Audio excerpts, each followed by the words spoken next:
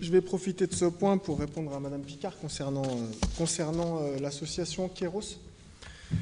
De par les échanges et les rencontres que j'ai fait avec les différents centres sociaux de non-QPV, effectivement, on a remarqué qu'il y avait des carences sur certains centres sociaux dans nos quartiers prioritaires. Effectivement, sur Bellecroix, on avait une vraie problématique.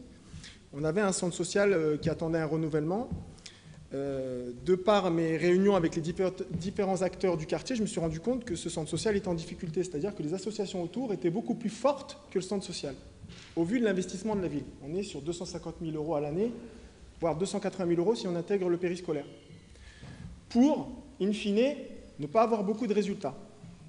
On a analysé la situation, on s'est rendu compte que le président de cette association ne déposait pas les dossiers de subvention en temps et en heure, c'est-à-dire aller chercher 80 000 € qui étaient déjà alloués, en temps et en heure, en relançant 3-4 fois. On se rend compte qu'il y a l'inspection du travail qui vient faire un contrôle.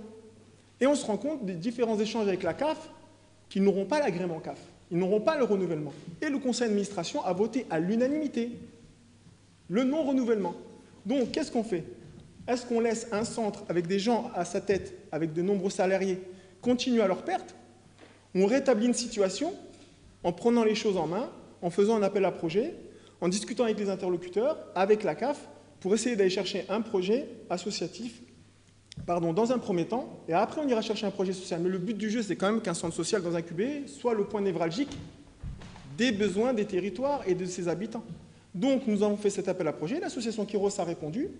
En concertation, bien entendu, avec la CAF, nous avons pris la décision de faire confiance à cette association qui a un président qui vient du monde associatif, chose qui n'est pas actuellement dans l'association qui gère le centre social, c'est quand même incongru. C'est-à-dire un président qui vient du monde de l'éducation nationale et qui n'a aucun rapport avec le monde associatif, et ni l'animation.